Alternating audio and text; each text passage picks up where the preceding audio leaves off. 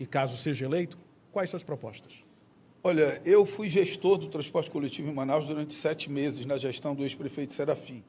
Apaguei uma crise, estavam queimando ônibus, fazendo greve o tempo inteiro, reorganizamos, conseguimos fazer a licitação que possibilitou a renovação da frota.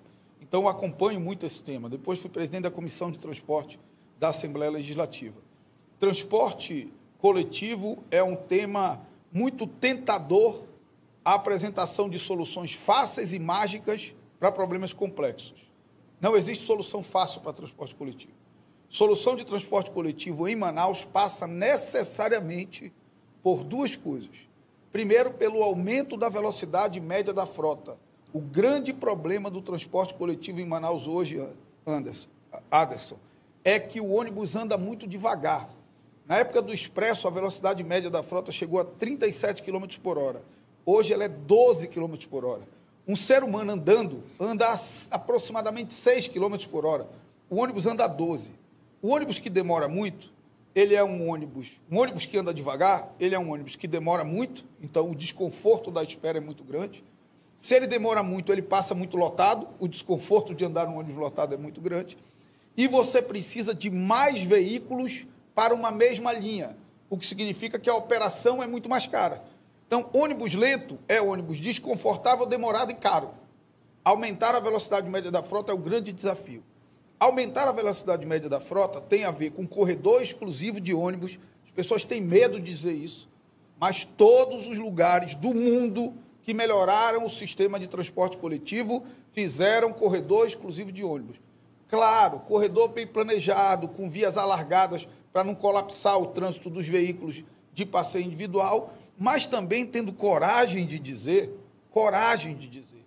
que não é justo que o meu veículo, que eu vim para cá dirigindo sozinho, que eu não parei para pegar ninguém, tenha a mesma prioridade no trânsito de um veículo que leva 70 pessoas e que para a cada 500 metros para pegar mais.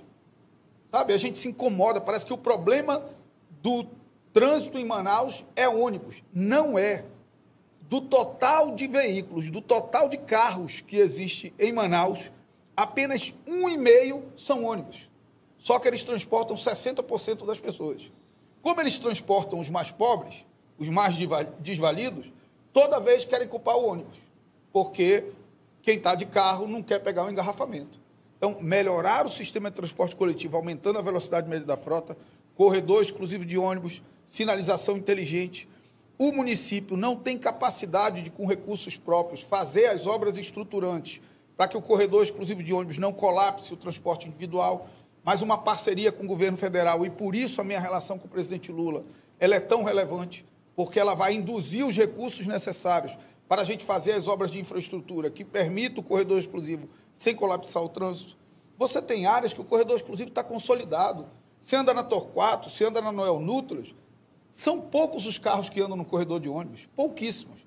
Agora, o que não dá é para fazer corredor de ônibus e deixar um monte de ônibus do lado direito. Isso também está errado. Tem que obrigar a colocar a porta do lado esquerdo nos ônibus e ir transferindo os ônibus para o outro lado. E a segunda questão fundamental para transporte, pode parecer que não tem relação com o transporte, mas a relação é direta e imediata, que é planejamento da cidade. Se eu induzir que lá na Colônia Antônio Aleixo tenha um banco, uma loteria ou uma agência dos Correios, eu já vou diminuir um monte de gente que pega ônibus para pagar uma conta de água, se não souber usar a internet. E a gente pensa que isso é fora do nosso mundo, mas não é. Então, você induzir serviços para os bairros e induzir moradia para o centro tem relação direta com o transporte coletivo, porque diminui a necessidade de deslocamento dentro da cidade. Além do mais, por fim, até resgatando a ideia do centro histórico, nós estamos estudando, eu já sinalizei isso, mas nós temos uma ideia de voltar a algo parecido com o que foi a Domingueira, na gestão do ex-prefeito Serafim, mas com outras características.